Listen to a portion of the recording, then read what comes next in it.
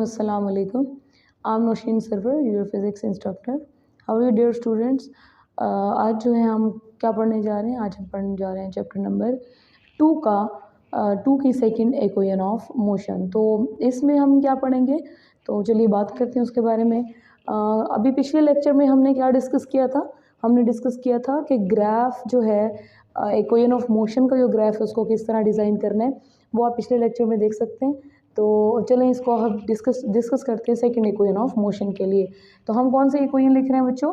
हम अभी second equation की तरफ जा रहे हैं। विच equation is this? This is actually second equation of motion. तो सेकंड इक्वेशन ऑफ मोशन में टोटल डिस्टेंस फाइंड करते हैं। इस तरह के ये 3 सवाल आ सकते हैं। Prove S is equals to VI T plus 1/2 AT square. ठीक है, तो ये तीनों क्वेश्चंस किससे रिलेटेड हैं? क्वेश्चन नंबर 1 ये भी आ सकता है, क्वेश्चन नंबर 2 ये भी आ सकता है, 3 ये भी। इस फॉर्म में बोर्ड में सवाल आते हैं कि प्रूव करें सेकंड इक्वेशन ऑफ मोशन को। तो आपको अगर ये तीनों सवाल हैं तो तीनों सवालों का एक ही जवाब है। वो क्या है? वो है सेकंड इक्वेशन ऑफ मोशन। तो चलिए डिस्कस करते हैं। बहुत आसान है बच्चों, तो गेट रेडी। बिस्मिल्लाहिर्रहमानिर्रहीम।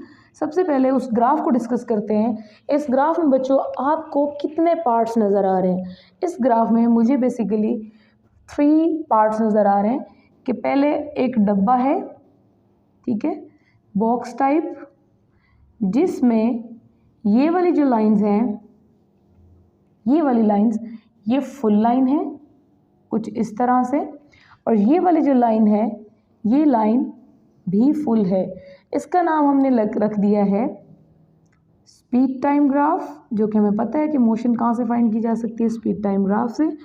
तो ये वेलोसिटी और ये, अब मैंने ये वाली लाइंस डॉटेड बना दी क्योंकि आपकी को ये डॉटेड लाइंस चाहिए।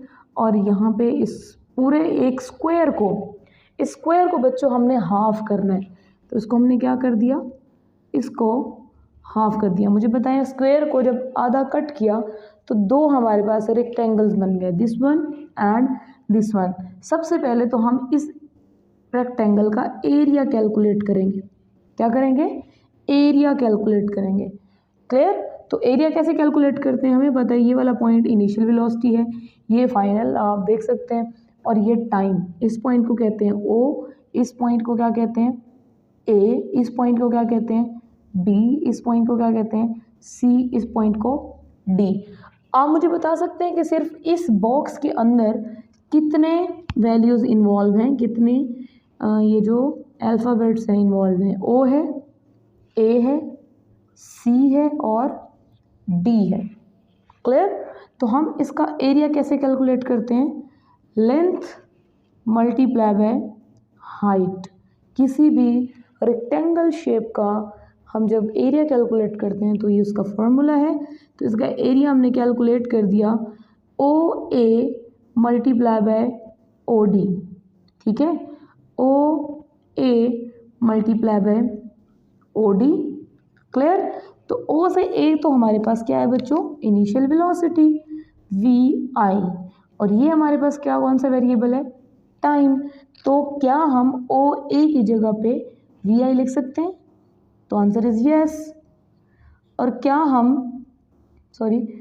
हम मल्टीप्लाई के बाद H या OD की जगह पे टाइम लिख सकते हैं? तो answer is yes. Clear? VI multiply by T, this is the area of this rectangular path जो यहाँ से यहाँ तक ख़त्म हो रहा है। अब बच्चों अगर उस ग्राफ में देखें तो एक और आपको ड्रॉ की हुई लाइन नज़र आ रही होगी, जैसे कि ये वाली लाइन। इसको हम क्या कहते हैं? Slope of the line. Acceleration ये क्या होती है? गेन इन स्पीड AT, जो हम पहले डिस्कस कर चुके हैं कि यहाँ से यहाँ तक जाते हुए आपकी स्पीड इंक्रीज हो रही है। तो हम इसलिए इसको क्या कहते हैं? ये वाला जो पोर्शन है B से C तक, इसको हम क्या कहते हैं? Gain in speed. Gain in speed, तो उसको AT बोलते हैं। होपफुली यहाँ तक क्लियर हो गया होगा। अब बच्चों मेरे पास ये एक शेप थी कुछ इस तरह, ये इस शेप को छोड़ के ये पूरी वाली शेप, ये पूरी, इसको ड्रॉ करने से पहले तो उसको मैंने हाफ कर दिया। तो जब भी किसी रेक्टेंगल को हाफ करते हैं तो वो कितनी शेप्स देता है? 2 शेप्स देता है। एक तो है हमारे पास दिस ट्राइंगल अपर वन और दूसरी लोअर वन। इसका मतलब एक रेक्टेंगल को हाफ करने से हमारे पास 2 ट्राइंगल्स आती हैं। तो इसका एरिया कैसे कैलकुलेट कर सकते हैं? हाफ, इसका हाफ, जैसे ये हमने किया था ना, area is equals to length multiply by width था, तो यहाँ पे half length multiply by height या विड्थ हो जाएगा। तो अब इसकी लेंथ सेम उसी तरह है t, लेकिन इसकी जो हाइट है उसको वो क्या है हमारे पास? at। इसकी हाइट क्या है? at। तो हम इसका एरिया कैसे कैलकुलेट कर सकते हैं? Area of this part can be calculated by 1/2 AC, इसकी लेंथ है, मल्टीप्लाई बाय BC, इसकी हाइट। AC की वैल्यू बच्चों क्या है? A से C देखें तो ये टाइम है, 1/2 मल्टीप्लाई बाय T, और B से C तक देखें तो ये 80 है, 80। तो हमारा ये एरिया आ गया किसी भी ट्राइंगल का। Area is equals to 1/2 T multiply by 80, T multiply by 80, जिसको 80 स्क्वायर भी बोलते हैं। तो हमने सेकंड इक्वेशन ऑफ मोशन में क्या कैलकुलेट करना होता है? इसमें हमने calculate he total distance travel by a body करना होता है। तो हम क्या करेंगे? टोटल डिस्टेंस कैलकुलेट करने के लिए एक वर्ड यूज़ करेंगे जिसको हम क्या कहते हैं? S। Total distance is equals to S। ये पार्ट मैंने बच्चों आपको सारा समझाने के लिए बनाया है, वहाँ पे भी बनी हुई है उस साइड पे, लेकिन ये क्योंकि सेकंड इक्वेशन के लिए हवाले से है, तो सेकंड इक्वेशन के लिए आपको ये ग्राफ ड्रॉ करना है। और इसी तरह अब टोटल डिस्टेंस कैलकुलेट करते हैं तो हम कह सकते हैं ना, S is equals to distance of total area calculate करना है, टोटल डिस्टेंस नहीं, total area under OABC। Total area किसके अंडर? Under OABD। Total area under OAB and D। इस एरिया को हम क्या कहेंगे? OABD is equals to S। ठीक है, टोटल डिस्टेंस की तरह ही आ गया। तो ये टोटल एरिया आ गया। तो टोटल एरिया में हमारे पास 2 शेप्स है, एक शेप है रेक्टेंगल और एक दूसरी शेप है ट्राइंगल। तो हम कहेंगे area of rectangle plus area of